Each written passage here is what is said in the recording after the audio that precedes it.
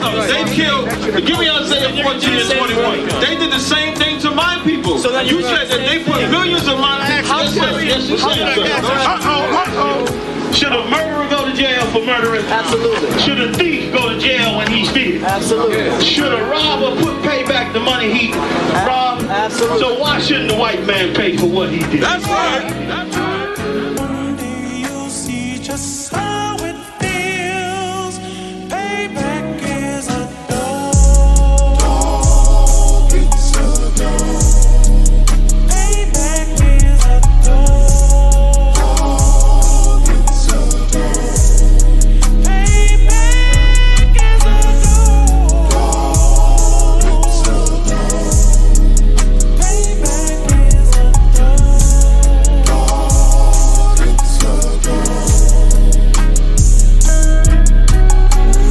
I'm in a hell of a hole, was never expected to grow. Just obstacles set in the road, that a result of me selling my soul. The story I'm telling is cold, but yet it's what everyone knows. The white man's the devil is known. America was never our home, only a place of captivity, safe facility, hating disfigure me. They claim that I'm lazy, be killing me. Maybe this slavery draining my energy. 400 years and counting, the trail of my tears is countless. Main fact that I'm here is astounding, but I can't wait till this shit is surrounded. Ready to tangle my king and the angels, be ready to rap. Cracking the sky, nuclear missiles and make it official. I'm capturing every cracker surviving. Put them all in chains where they need to be, slavery for me. And let the whole world see that with them in the cage and safer in the streets. Put the dog on a leash, get resolved for the beast. 144, get the ruler show, we could all be at peace. As soon as the trumpets are sound, your kingdom we busting it down. The only way justice is found, the time for your judgment is now. One day you'll see just how it feels. Payback is a dog. It's a dog. Payback is a dog. It's a dog. Payback is a dog. It's a dog. Payback is a dog.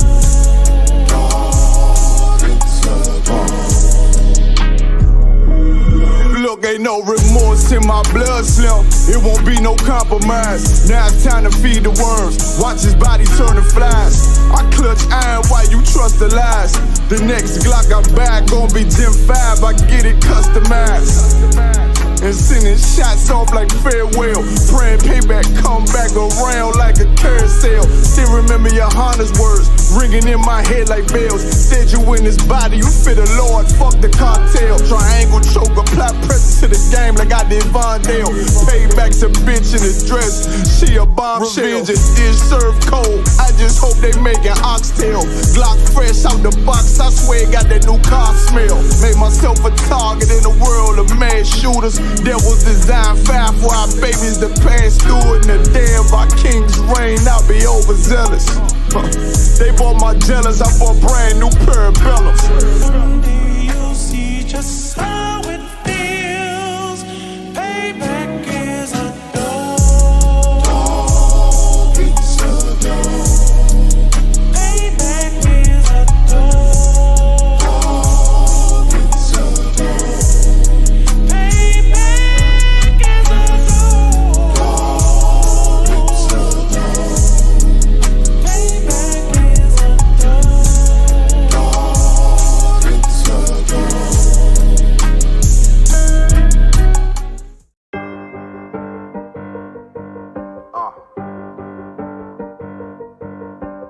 Yeah, on 44 shit, you know what I mean?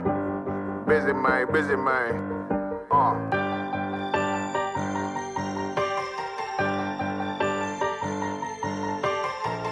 Look, when that shit drop, you step all the way on their neck, step on their neck and their head with that shit.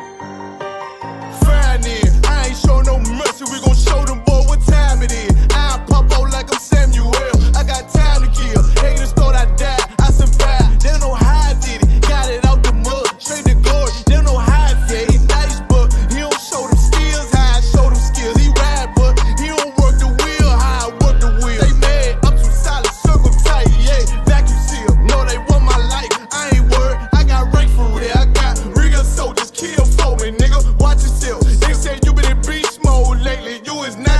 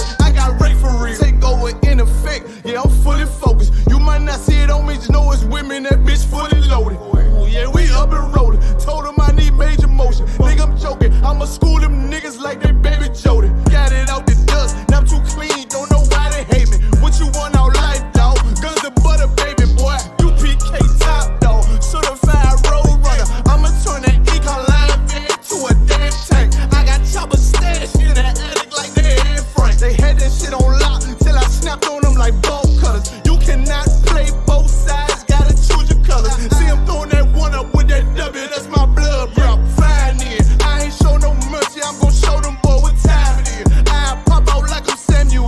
I got time to kill. Haters thought I died, I survived. They don't know how I did it. Got it out the dust, straight to glory. They don't know how I feel. He nice, but he don't show them skills how I show them skills. He ride, but he don't work the wheel how I work the wheel. Ooh, I got it made, circle tight, yeah, vacuum seal. Said they want my life, I ain't worried, I got Ray for real. Damn! Killing motherfuckers. Stand over him, shoot him in the face. Yeah, those are messed up, no. Bad news, fit to beat your home, nigga. Yeah. Yeah. Go on, get on that ass real quick one time. 144, baby. Run that shit up, Trey. They said you get on, you gon' represent, I said of course. Soon as they crank that beat, I ride that bitch just like a horse. She about to go dumb, yeah, bitch be a whole car. You ain't know they call me Obi-Wan, I come with the force. You gon' ride, yeah, of course, get it lit up like a torch. You either low or this low, so that bitch is either or. Yeah, I know them niggas ain't cut like that, I swear I'm to our core. Wait up, let me make a call right quick, I'ma start another war. I was hurting when she left, but I don't care about it anymore. I need a Vaseline like my Nina Puffer bar. Took a Zoc, watch the dark. Matter of fact, like a dart. Any problem, let them come. We gon' snatch they soul like Shang Tsung. Put them out of service, keep them tools like Miss Hopper Free. Try to hold me, it's way too late. I'm headed straight to the safe. Throw that one up like a trophy. I'm that nigga, ain't no debate. Told them boys we taking over. Call them up like set the date. This shit a piece of cake. Yeah, my bitches came from Whole Foods. Told them put on that top 3. Then bring me my house shoes. Don't make excuses, make moves. These niggas ungrateful, gotta show them UPK rules. I'm making hits like I can't lose. They said you get on, you gon' represent. I said of course. Soon as they crank that beat, I ride that business like a horse. She about to go dumb, yeah, bitch me a whole guard. You ain't know they call me Obi-Wan, I come with the force. You gon' ride, yeah, of course. Get it lit up like a torch. You either low or this low, so that bitch is either or. Yeah, I know them niggas ain't cut like that, I swear I'm to our core. Yeah, I just got off the call, I'ma start another war. Spit a plate up with my niggas, get your knife and your fork. He ain't locked in with the count, and when you speaking to me far. Yeah, I just took the floor, ain't no cowards in my campaign. They can't stop the campaign, tell them bring the champagne. They know I'm a champion, they can see the outcome. Get them niggas bad, got them tied down and outdone. Can't do with them steppers, niggas been down since day one. We run up the bands, bitch like Dylan. They say you get on, you gon' represent, I said of course. Soon as they crank that beat, I ride that bitch just like a horse. Yeah, about to go dumb, yeah, bitch we whole cart. You ain't know they call me Obi-Wan, I come with the force. You gon' ride, yeah, of course. Get it lit up like a torch. You either low or this low, so that bitch is either or. I told you niggas, you ain't cut like that, I swear I'm to our car. And I just made the call, we gon' start another war. Yeah.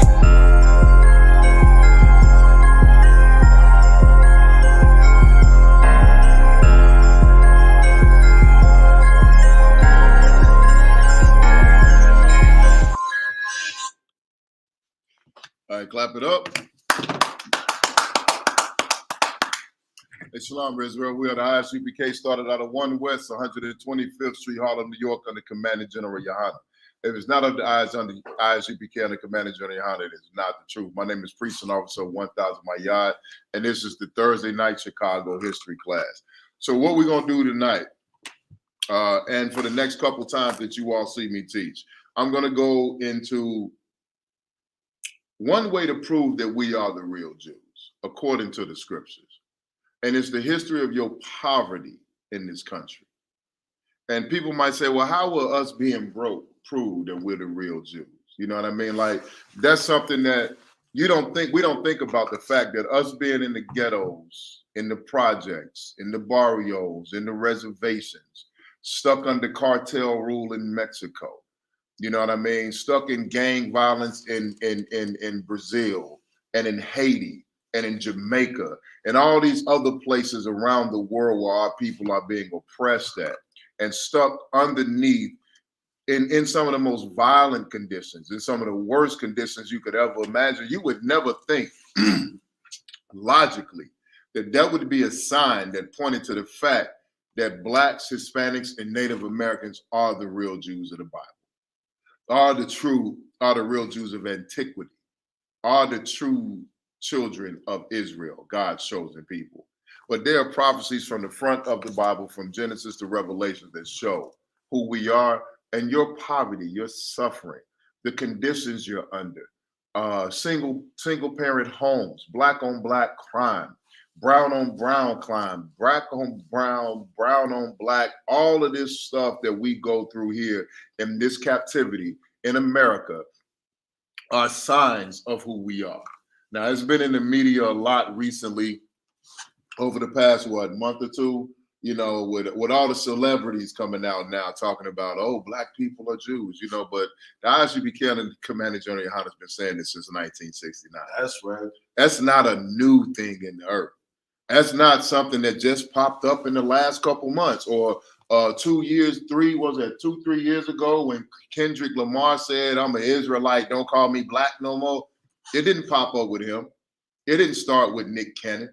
It didn't start with Kanye West. It didn't start with Kyrie Irving. It didn't start with Dave Chappelle. It didn't start with none of these cats that you can think of. Name a name of any celebrity that you know, and I'm telling you right now, it did not start with them. It started right here in the Isupk. It started in One West. That's right. And those brothers that you hear right now that are saying these things are moved by the Spirit of the Lord to say these things, to just so you can direct your attention right here to the Men in Black.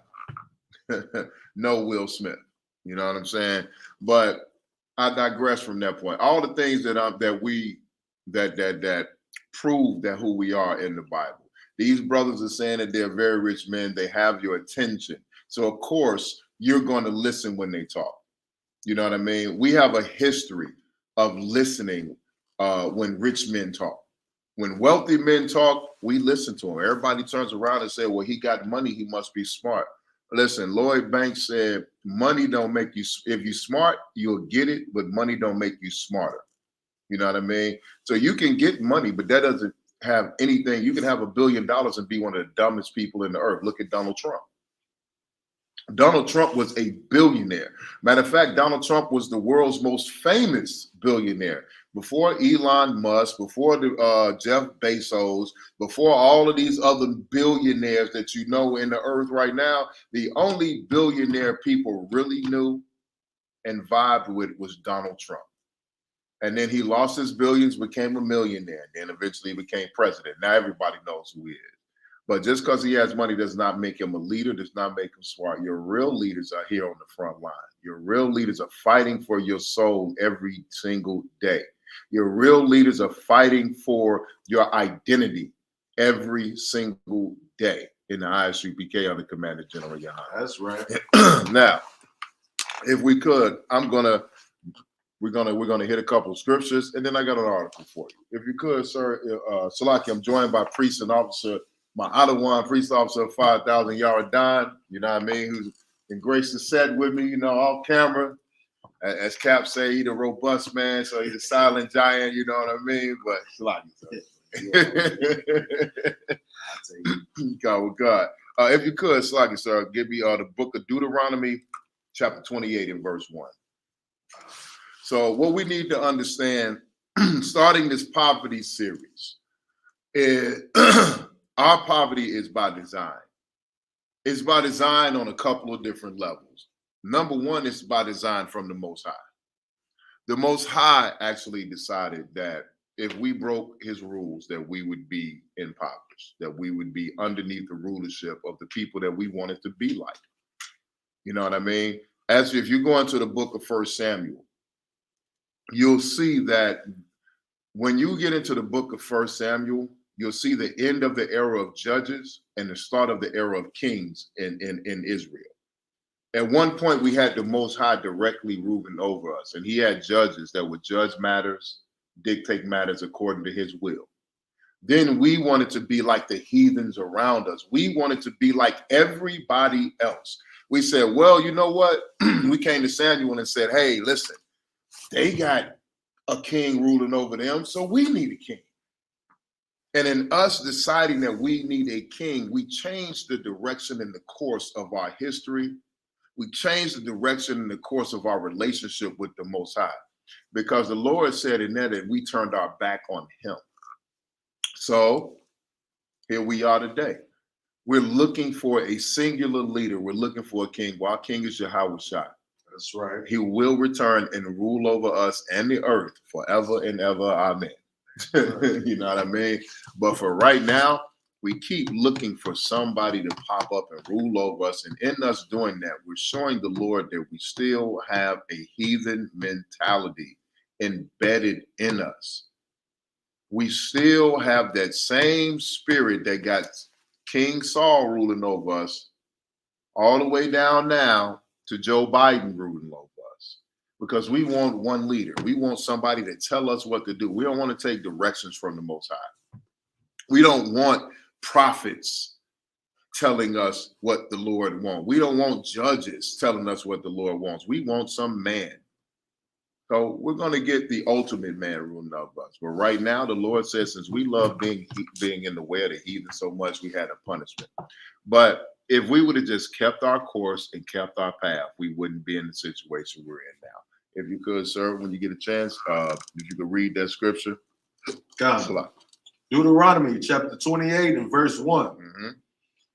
And it shall come to pass, if thou shalt hearken diligently unto the voice of the Lord thy God, to observe to do all his commandments. Now, if we would have just listened to the Lord, the reason I brought up 1 Samuel is because that's when we start listening directly to the voice of the Lord, our God. The God that created everything on this earth is our God. If you're a Black, Hispanic, or Native American, your God, the one that you're supposed to be worshiping, the one that you're supposed to be following, the one that has placed you where you are today, is the creator of all things. He's the ultimate God. He is the God of gods. There's no other God beside him. There's no other God in front of him, behind him, or around him. He rules alone, singularly, and he created everything. And then he chose you as his people. And he gave us laws, statutes, and commandments to follow, to his rules to follow. Every other nation, this is why we live in a world, in a society where everything is so chaotic. You know what I mean? Where men don't know if they're a man or a woman don't know if she's a woman or a man. Some people don't know if they're humans or animals. You know what I mean? It's a world, people don't want to be Black, they want to be white people want to be Black, Asian people want to be Hispanic people want to be a little bit of everybody, you know, and come on, man, it's confusion all over the globe. You have gender neutral, intergender, transsexual, transracial, trans species. You got every kind of trans you want. You know what I mean? Any type of trans you can think of is in this world, because you know why? Because we want to be like everyone else. We don't want to rule. We want to blend in. We were not meant to blend in. The Lord didn't pull us in to blend in. But since we didn't follow after the law, statutes, and commandments that he commanded us that day, if you could, sir, Slack, drop down to verse 15. God. Slack. He said that if in that verse, he says that everything great will happen to us. If you read verse 1, all the abundance of the earth will be handed at our feet. And at one point in time, we ruled this earth. At one point in time, we had everything. No nation could defeat us. If they came up against us, they were swiftly taken care of. We had wealth among King Solomon, also known as the wealthiest man to ever live, was a king of Israel. Okay, King Solomon was so rich that when he went to have when he went to do diplomacy over in Ethiopia and met Sheba, He sent his guards. She thought the guards were kings. This was his security team. Right. His security guards looked like kings in the earth. The men that protected him looked like kings over the heathens, which you know what? They were. Because we are the greatest people this planet has ever seen. Even our brothers that are our warriors look like kings, look like they should be ruling over the earth, and we should. You know what I mean? So since we did not follow the Lord, in verse 1, 28 and 1, he said, all these things will come. You'll be, I'm paraphrasing, you'll be at the top, never at the bottom. You'll be the head, always the head, never the tail. Basically, the earth will be yours. But then, if we could, sir. God. Verse 15. But it shall come to pass, if thou wilt not hearken unto the voice of the Lord thy God, to observe to do all his commandments and his statutes, which I command thee this day, that all these curses shall come upon thee and overtake thee. So now from verse 15 to verse 68 are curses that are going to come over us and overtake us. These are the things that are going to happen to the children of Israel. Is there more on that, sir? The Lord said that these things that happen to us will be a sign and a wonder on us forever. Forever. You know how long forever is? That means endlessly, non-stop. As long as there's reality, the children of Israel will face these curses. If you could, like you, sir, drop down to verse 28 and 48.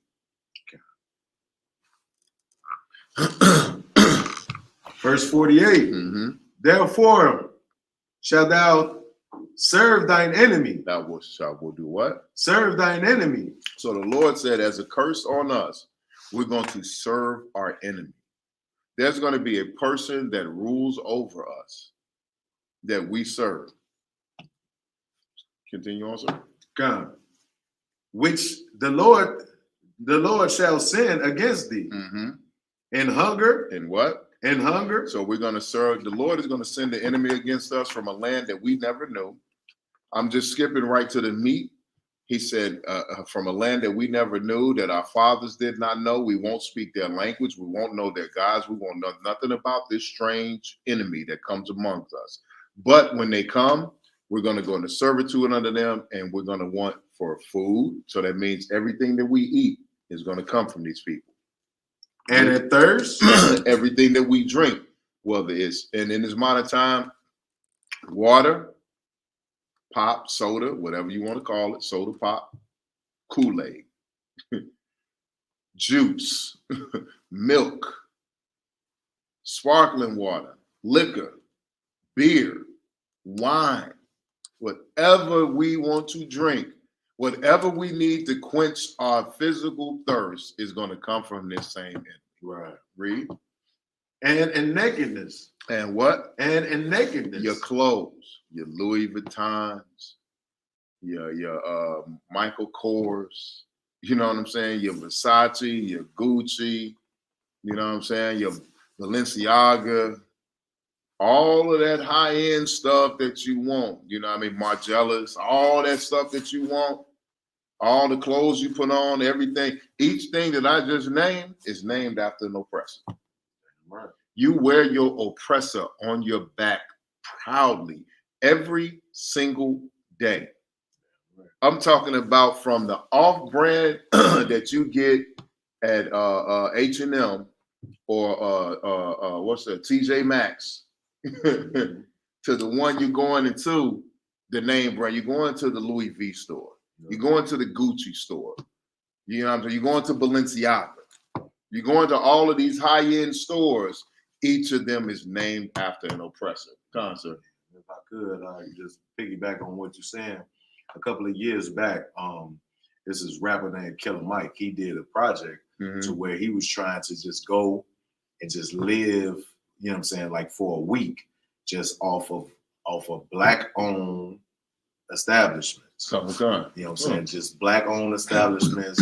You know, even if he went to a grocery store, he wanted it to be a grocery store not only owned by Black people, but they utilize Black farmers, different things of that nature, and he could not pull it off because of a simple fact that is no Black infrastructures behind things. All of these things come from our oppressors. Even if a Black person owns a store, right? They get their products from white farmers, or, you know what I'm saying? From our oppressors. From our kind of and so for all of y'all that doubt the scriptures, I'll see how Don just broke that down for you. That's in the Bible. There's no way that we can exist in this world. And then you get these fake blackity blacks, you know what I mean? These wannabe revolutionaries, these wannabe high-minded Negroes out here that say, well, if it's like that, why don't you go and live without the white man? You need the white man's this. I'm sick of hearing people come against the ISUPK. You know what I mean? Trying to tell us, oh, well, y'all hate the white man so much. How y'all living off of his land? How y'all living off of his money? Y'all need to go and start this and go and start that. If I'm not mistaken, sir, if I could plug my other one real quick. Do you not make shirts for the ISUPK? If you need a fly shirt, ISUPK, holler at Officer of 5,000 Yard Don. He makes some of the fly shirts you've been seeing. Then we got brothers also in Florida. We got brothers in the South. Right. You know what I'm saying? We got brothers in New York. We got brothers in Jamaica. We got brothers all over. We got brothers over in Europe. You know what I mean? We got brothers in the UK making shirts, making jewelry. We got sisters making jewelry, making hairpieces. So we do that. But guess what? It don't matter who you buy it from. Guess what you got to buy it with? The white man's money. You got to use his dollars or his euro or whatever you using. You got to use his money. You got to use his material. You got to use his cloth. If you want to mass produce, you got to use his farms. If you want to eat, you got to use his grocery stores. You can oh, sir, I try to live. He said a week. Yeah, a week without going to any Edomite, you know what I'm saying? Yeah. Establishment. Just all from Blacks. 100% Black source. Listen, there's nothing that you're going to find in this country that is 100% Black source. Even if you get a Black farm, guess what? The seeds that brother and sister or sister, whatever, planted into the ground, guess who they had to get it from? Right. Our oppressor. Right. The animals that they got. Yeah, eventually they can breed and they can share crop and they can grow. But guess what the foundation of it is going to be? Our oppressor. As the curses in Deuteronomy told us, you're going to need and want of all things. Period. There's no way of getting around it. And by us being in want of all things, we don't have wealth. We don't have independent wealth in this country. We invented everything, but we get no credit for it. We're perpetually cast to the bottom. That's one curse right there in the Bible that shows you that the so-called Jewish man is not the real Jew. That's right. Because you know why? After World War II ended, they got their own country. Right. They stole our identity. The world gives them money every single year. Right. America alone gives them something ridiculous like $34 billion a year. That's not to include what Germany has to pay them. That's not including what Russia paid. All the allies that helped free Israel, helped free the Jews from German oppression, they pay them every year. And the Germans got to pay them reparations every year. So they have their own farms. They have their own factories in Africa mining jewelry. They got everything. If you look around, when Kanye said what he said, he got muted out the world. That's because the Jewish man is very powerful in this world. Right. That's right. He is a force to be reckoned with. That's right. So he does not fit the curses in Deuteronomy. That's right.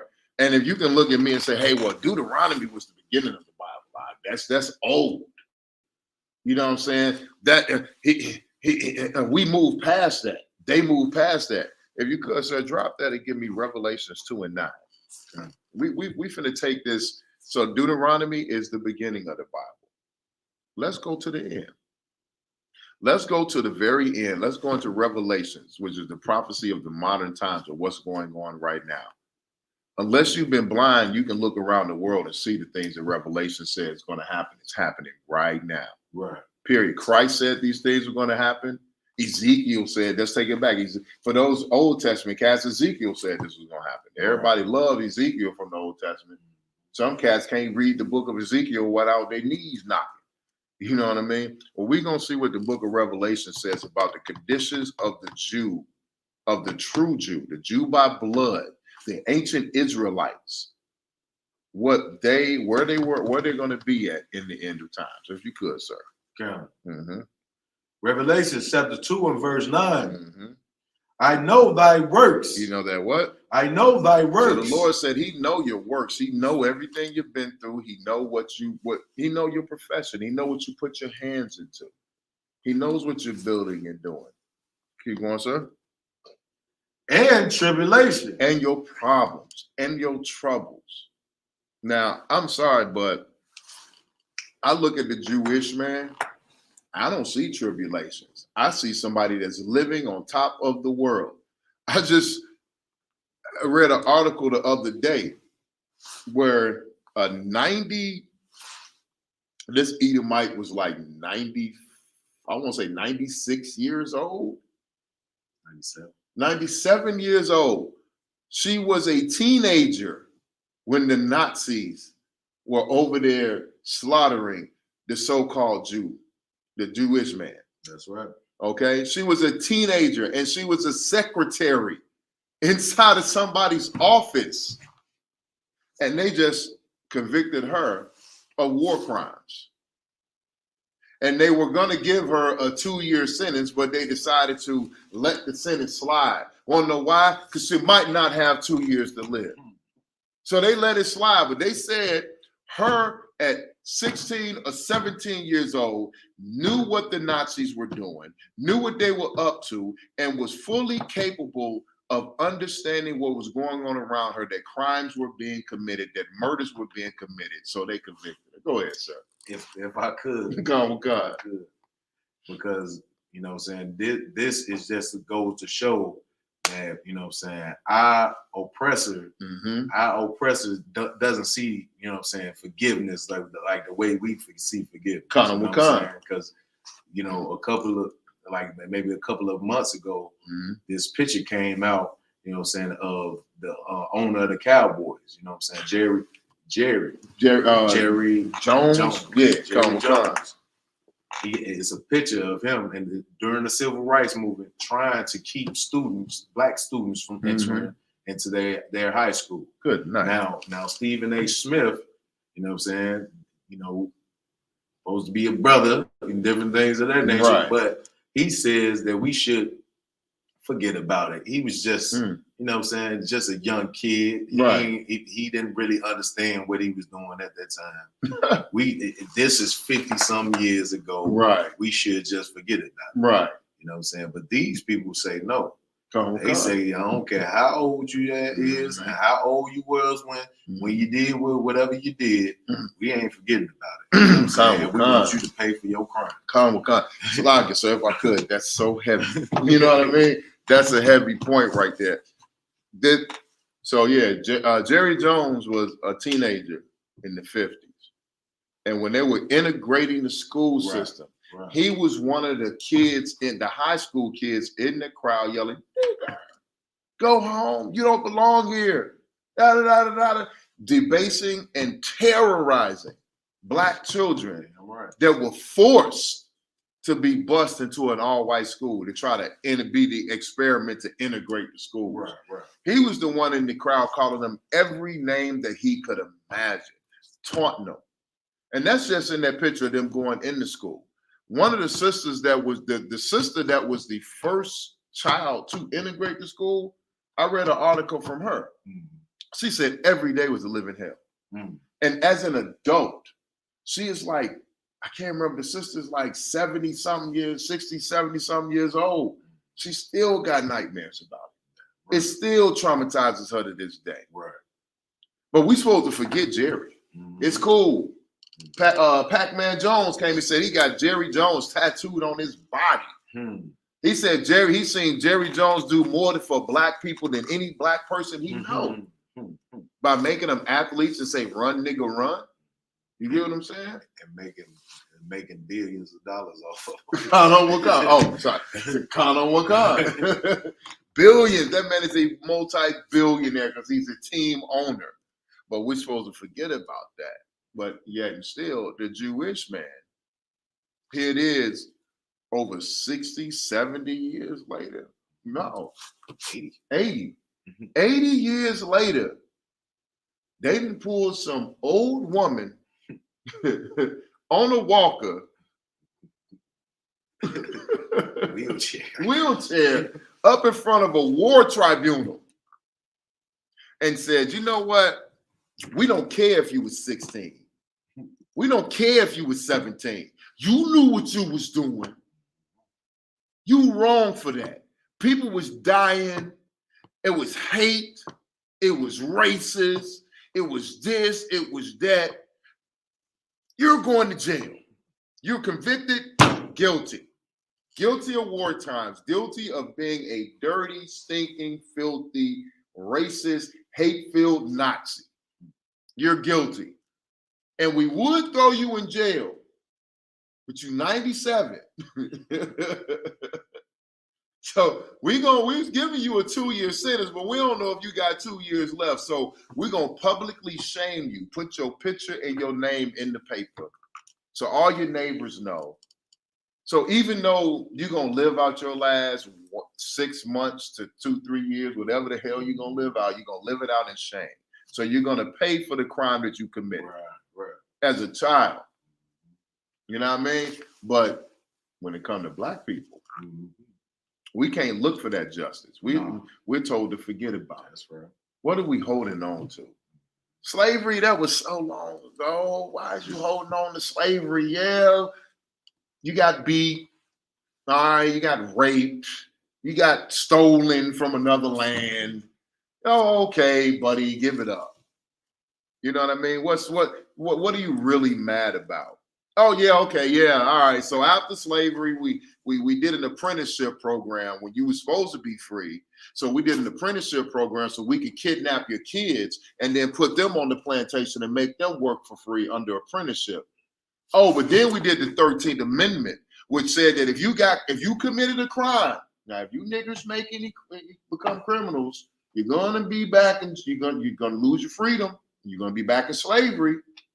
So jaywalking is a crime.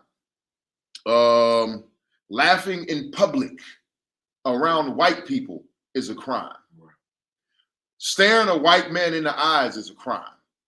Fishing in the same area that a white man is fishing in is a crime. Walking down the street while black is a crime. Oh, that's still a crime to this day. Everything was a crime. And then we got sent back into slavery. We continued to serve in servitude legally.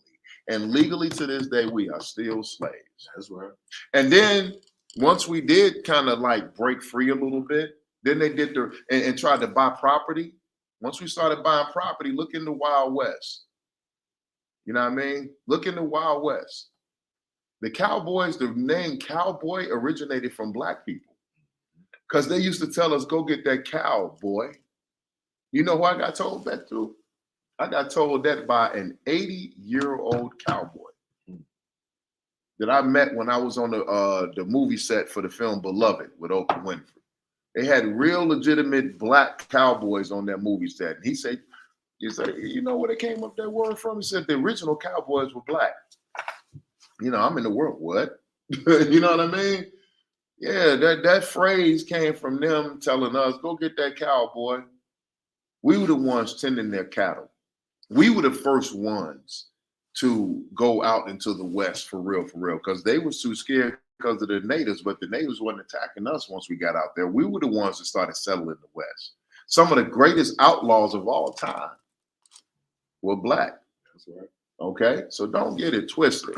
We are deeply entrenched in American history, and our poverty started after slavery because the ones of us that did save up them pennies we got red line on the housing. We tried to make our own communities. Our communities got burned down. This is the history of our poverty. Right. We got out of slavery, right? Before Black Wall Street, there really was a place called Freetown.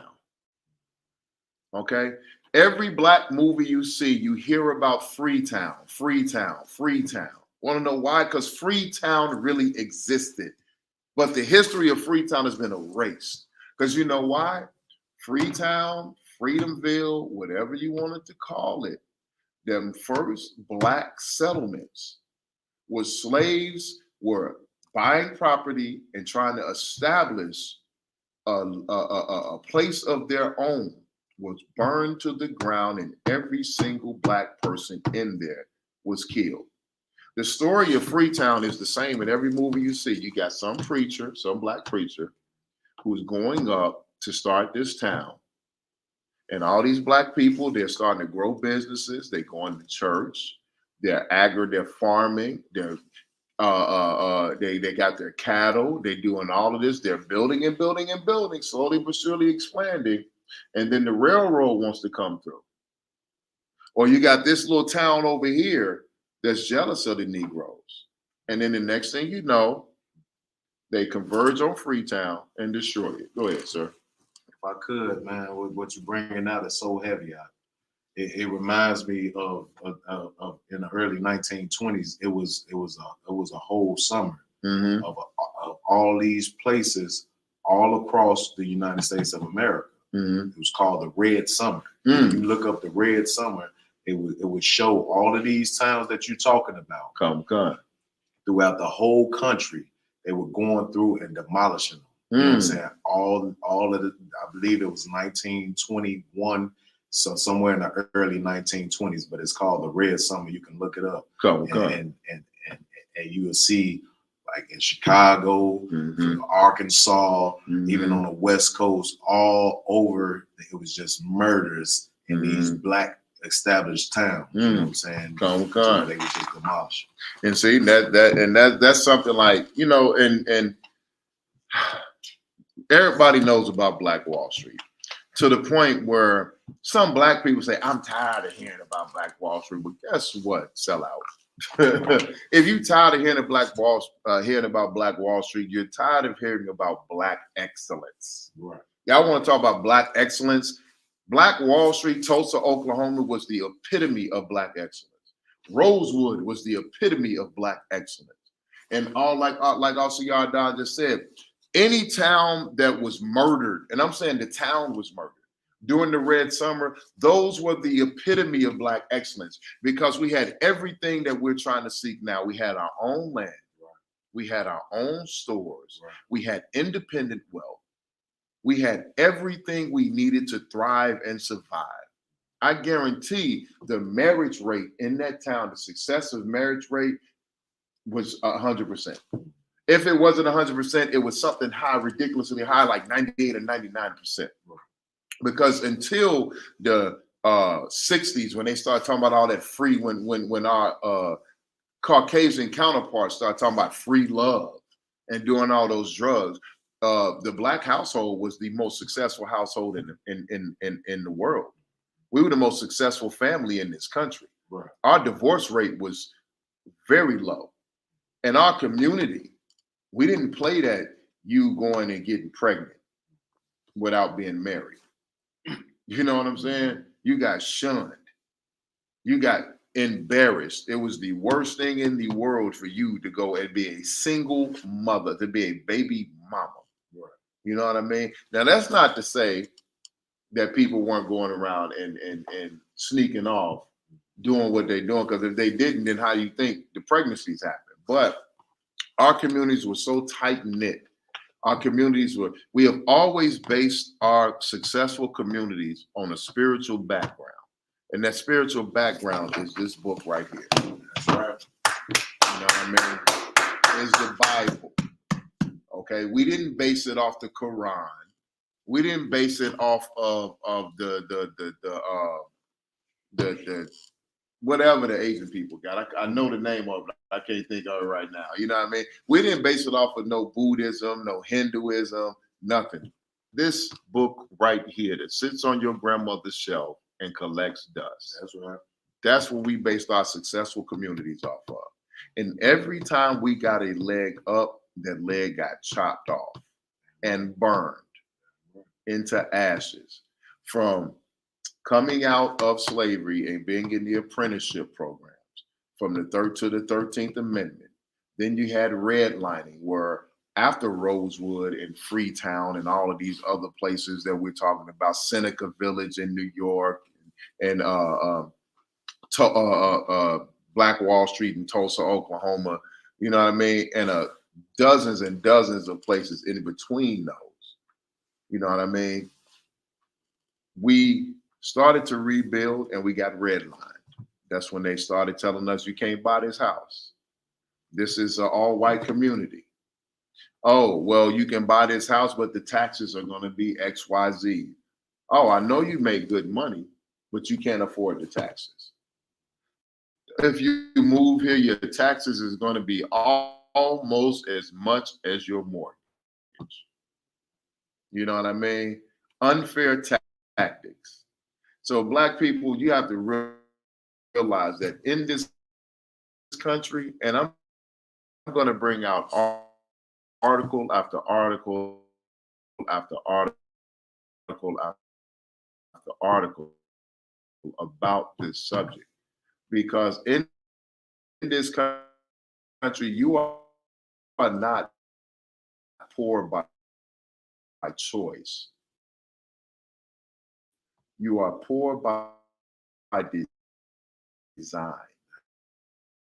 That's right. All right. Right.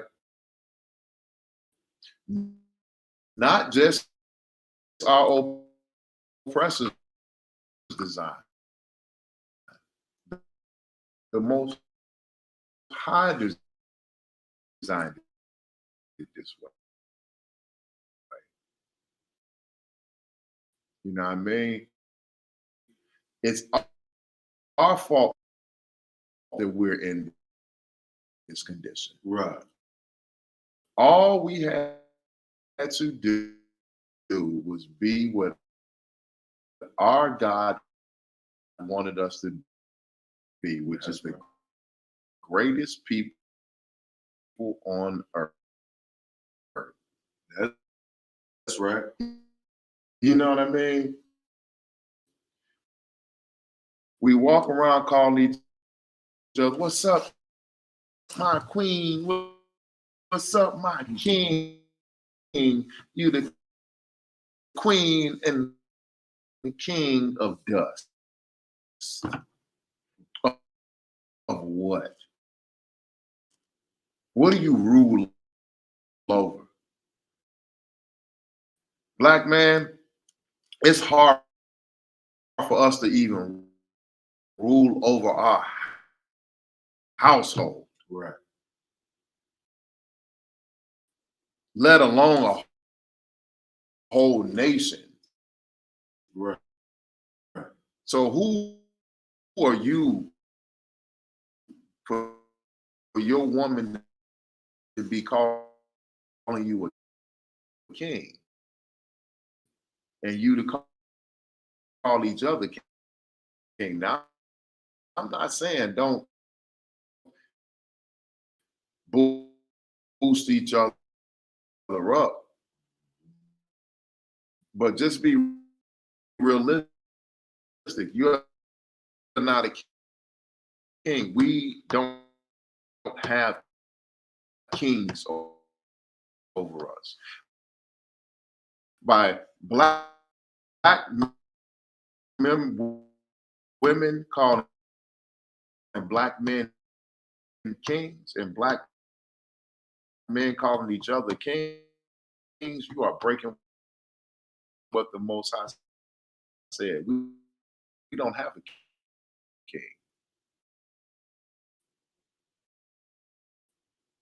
We have one king, which for us having individual power.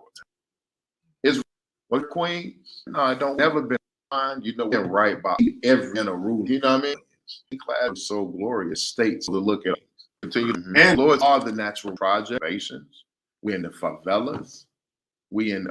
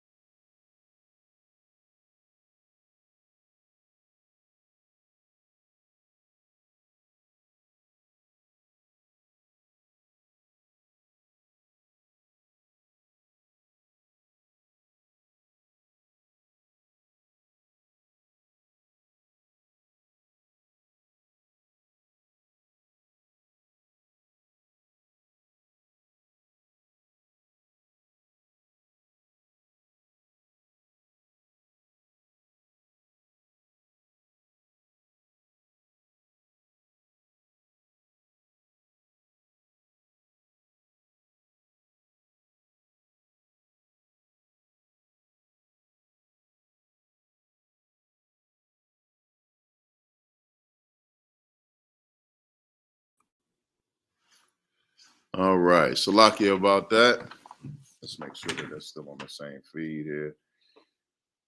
All right. Salakia about that little break. Had a little technical difficulty, but we are back. There we go. Yeah, Comic-Con. But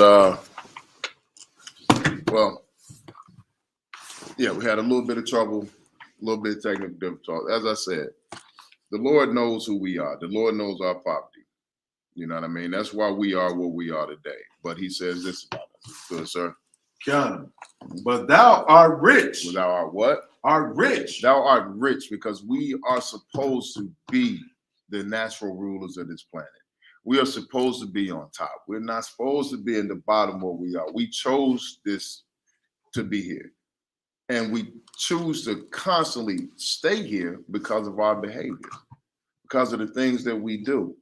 We need to choose to be on top again. We need to choose to be the royalty that we try to address each other as every time we see each other. Right. You know what I mean? I love the spirit behind why y'all call each other king and queen. But the knowledge behind it, the knowledge behind it is lacking. You don't know who you are. You don't know your purpose. You don't know what kingdom you're supposed to be ruling over. You know what I mean? Go ahead, sir. The activation of being royalty, you know what I'm saying? How the, you know what I'm saying, like most of the blackity blacks that do all that king and queen, they be the ones exposing themselves. A king, a queen, or royalty don't expose themselves. You know what I'm saying? Come with con. Yeah, and that's so heavy what you're bringing out. So right, what, you a naked queen? You're a king with his chest out all oiled up. You're in the bathtub with your queen. All that other, come on, man. Right, like I said, a king and a queen, they're royalty. They're dignified. What they have, the whole world is not supposed to see. You know what the world is supposed to see? Them looking regal. That's right. Looking like they rule over something. Right. They're not supposed to look, Salaki for saying it, like a $2 whore. Right. A male or a female $2 whore. $2 whores expose their breasts and their behinds. Right. They got their, even with the male, because nowadays you got you got male prostitutes. So y'all running around with your chest out all the time, half naked, pants sagging down with your drawers and your butt crack showing. Right. Like, dude, what kind of royalty are you? You are the worst type of royalty. You are royal. You rule over the dirt. You're dirty royalty. Nobody wants to follow you. Right. Nobody wants to be under rulership of you, because your rulership is going to be chaotic and everybody's going to die. That's right. Okay? Let's get these fallacies out of our head.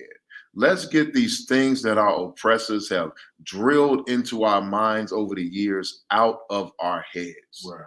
Okay? That's not what royalty is about. And the only royalty that looks and acts that way is black royalty, is so-called modern day black royalty. And the ones that go out and try to emulate it the most usually do the worst. That's right. So let's get this out of there. You know what I mean? We have a place in this earth. The Lord said he knows our poverty. Continue, sir. But thou art rich. We are what? Art rich. But we're rich. Want to know why? Because our inheritance is the earth. That's right. We're supposed to rule over everybody.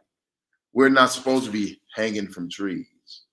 We're not supposed to be being shot down in the street like dogs. We're not supposed to be lynched and beaten and burned and raped and murdered everywhere that we go. We're not supposed to be strung out on drugs. We're not meant to be whoring our women, backstabbing our brothers, sleeping with another man's woman. We're not meant to be doing any of those things. Right. We're supposed to follow the law, statutes, and commandments. And I'm paraphrasing, but the scriptures say that the other nations would look at us following the rules that the Lord gave us and see that as our wisdom and say, what a great, wise, and powerful nation that their God gave them such magnificent rules to follow. That's right. Okay? That's who we're supposed to be. And the only way you're going to find out who you are really supposed to be and how to conduct yourself is inside of the Isupk, the commandment. That's right. This is the place. This is the place on earth where we are reestablishing the kingdom of heaven. When we come inside of our schools, you only have a partial view of the school, and you may see it when we do our feast days and post our photos up. But inside of each school that you come in Isupk is a slice of the kingdom of heaven. That's right. Because once you enter our door and that door closes, that outside world no longer exists until you got to go back into it. That's right. Everything. This is a whole separate environment, and only the Lord can separate us and separate our environment the way that we have it here. Only the Lord, no one else. You know what I mean? If you could, sir, we'll finish the scripture. And I know the blasphemy of them Mm-hmm. which say they are Jews. That do what? Which say they are Jews. So the Lord said he knows the lies, the blasphemy of them that say that they are Jews, that claim to be Jews in the last day, that mute Kanye West, Right. that's get Kyrie Irving suspended for 5 games and had to pay $700,000 to the Anti-Defamation League. Right. That tried to get Dave Chappelle kicked off of Saturday Night Live and muted. Right. Okay, that castrated Nick Cannon in front of the entire world and made him kiss their pale behinds. Those are the ones that say they are Jews. And are not. And what? And are not. And are not. Now, you can't mute me because you can't mute me. Want to know why? Because I'm saying what the Lord says. This is in the Bible. These aren't my words. This is not something that Officer Mayad made up and that, you know what I mean, Officer Yardan agrees with. You know what I mean? The Commander General Yohana made up and that we all agree with. These are the scriptures. That's right. This is the King James Version of the Bible, the KJV, the most accurate translation you're going to find. But I'm going to tell you where else you'll find it in. The Dead Sea Scrolls. That's right. It says the exact same thing in the Dead Sea Scrolls. And if you were to find any ancient scroll, any ancient form of these scriptures, it's going to say the exact same thing, because you know who said this? Christ said this. That's right. These words are written in red. That's right. He said he knows our work. He knows the work we've done since we've been in this country. He knows how hard we have slaved since we've been in this country. Right. He knows our tribulations. That's our trouble that we've had in this country. That's the hard time we've had in this slavery that we're having today in this modern world. While he slowly but surely judges the earth in the end times. Christ said he knows all of that. And he knows our poverty. He knows that we're in the bottom. He knows that we're strung out on crack and dying of fentanyl. He knows that we're smoking more weed than any law should ever allow. He knows that brothers are alcoholics. He knows that brothers are smoking cigarettes. He knows that you're vaping. He knows that you're popping pills, sipping syrup. He knows that you're popping Molly. He knows all these things that you're doing. That's your tribulation. That's your trouble. That comes from your poverty. That comes from your hopelessness. He knows all these things, but he said you're rich because you are actually the greatest nation on this earth. And if you just took a chance to come back to your identity, you could escape the hell that you in. That's right. You know what I mean? Now, I'm going to end our class because we did have some technical difficulty, you know what I mean? And I didn't get into everything unless you had some, Adawan? No. All right, so with that, oh, go ahead, young man. I asked you a question. I'll go right in. I'll break down what Kwanzaa is. Kwanzaa? Yeah. All right. It's made up. Yeah. Kwanzaa is an imaginary thing. Kwanzaa is us adopting the ways of the heathen. Kwanzaa is Black Christmas. I'm just going to say, Kwanzaa is nigger Christmas. Seriously. Kwanzaa is a combination of Christmas mixed with some Afrocentric African nonsense. And they try to intermingle a little bit of Hanukkah, the Feast of Dedication, where they're giving the gifts every day and they have Kwanzaa is so many days long and all of that stuff. Kwanzaa is, what happened with Kwanzaa is that you had some Negroes who were feeling insecure about themselves, did not know their history like our people don't, thinking about Africa, trying to identify with Africa. Yeah. So they threw on some kente cloth and came up with an African sounding name for Christmas. Kwanzaa is just Black Christmas. That's it. Instead of having Christmas on the 25th, they spread it out, 7 days? Yeah. And then each day of Kwanzaa, you get a present each day. It's the broke nigga Christmas. Because instead of me having to give you a ton of presents underneath your Christmas tree, Oh, my brother, we celebrate Kwanzaa. So I give you you get 7 presents. That's what you get. And according to the day, it's a present per day, and each day has a theme to it, if I'm not mistaken. I ain't never celebrated, but I remember when Kwanzaa dropped. Kwanzaa has been around since like the 80s or 90s or something like that. Like Kwanzaa is new, but it came from a fake it comes from Afrocentric culture, which means it comes from Israelites trying to adopt something African to feel like they're connected to the so-called motherland. But Africa is not the motherland. Israel is. That's right. The scriptures say Israel is above and the mother of us all. Everybody. You know what I mean? Of us. When it says us all, it means all. Okay? So if you look up Kwanzaa, I don't know the name of the doctor whoever started it. You know what I mean? I'm not familiar with the year that it actually started, but Kwanzaa is simply just Black Christmas. It was our people feeling insecure. It was our people feeling left out, like we didn't have our own. Now, some brothers and sisters did not like the fact of some big Edomite dressed in a red suit getting all the credit for them buying toys for their kids. Okay? Somebody gonna slide down the chimney when it ain't no chimneys in the ghetto and in the projects or on the reservation. You get what I'm saying? Or in the barrio. So they came up with a way to celebrate Christmas without celebrating Christmas. You know what I mean? So that's all that is, brother. It has nothing to do with our culture. It has nothing to do with Israel. That's right. It has nothing to do with the Lord.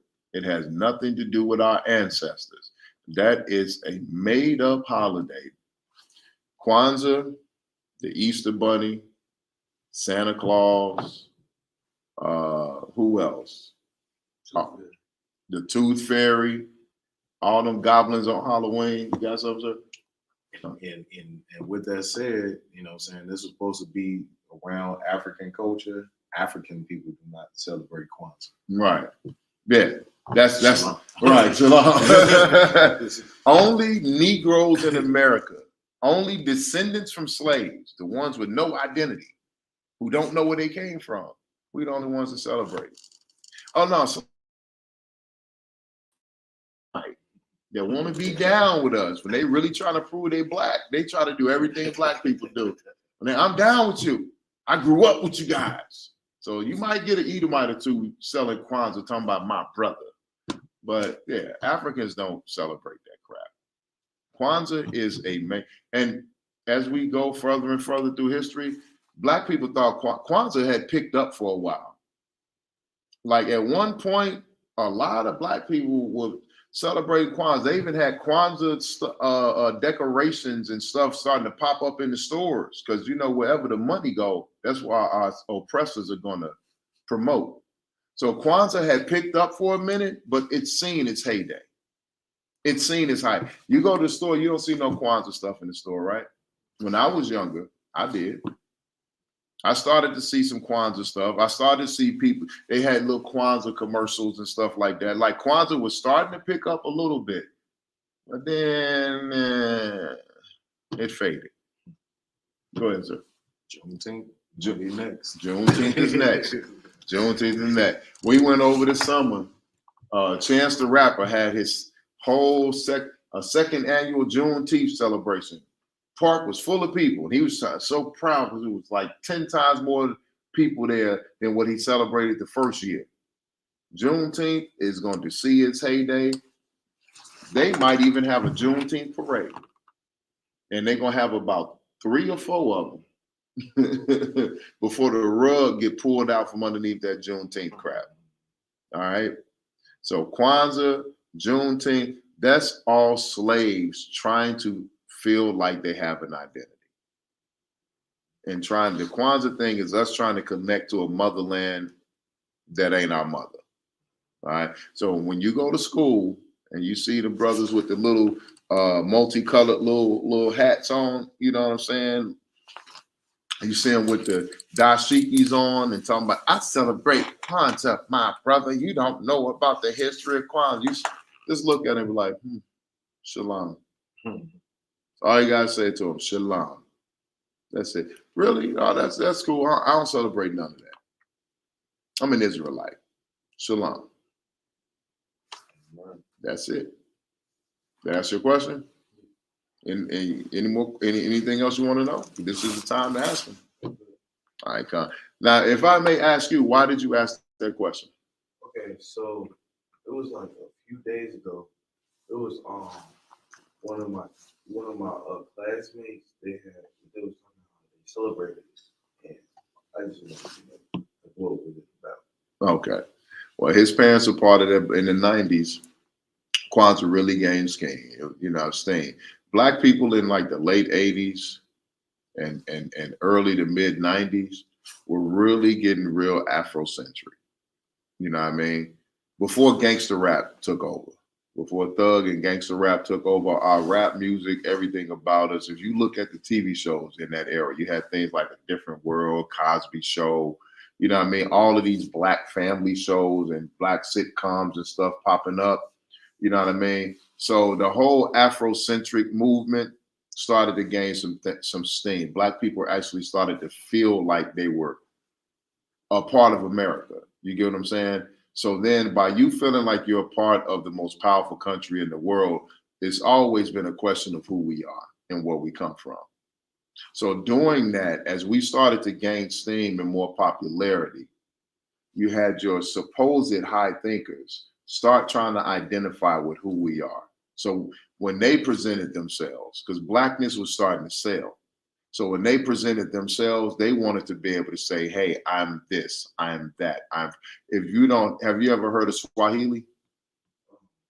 I heard of it. Wow. All right. Have you ever heard of Pig Latin? Yeah.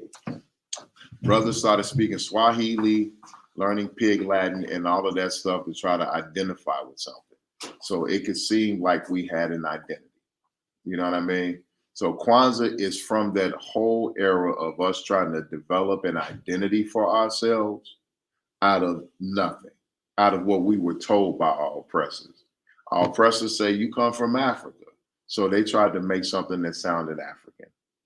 So that young brother or young sister that was telling you about celebrating Kwanzaa, they have good intentions. You get what I'm saying? But it's based off and built off of nothing. It's somebody's insecurity. All right? All right, Most High in Christ. Well, it's Elijah. Once again, my name is Priest and Officer 1000 Mayad. I'm joined by Priest and Officer 5000 Officer Yaradan. And this has been the Thursday night Chicago history class. This is ISUPK, started out of 1 West, 125th Street, Harlem, New York, under Commander General Yohana. If it's not of the ISUPK under Commander General Yohana, it's plain and simply not the truth. That's my time, Israel. Shalom.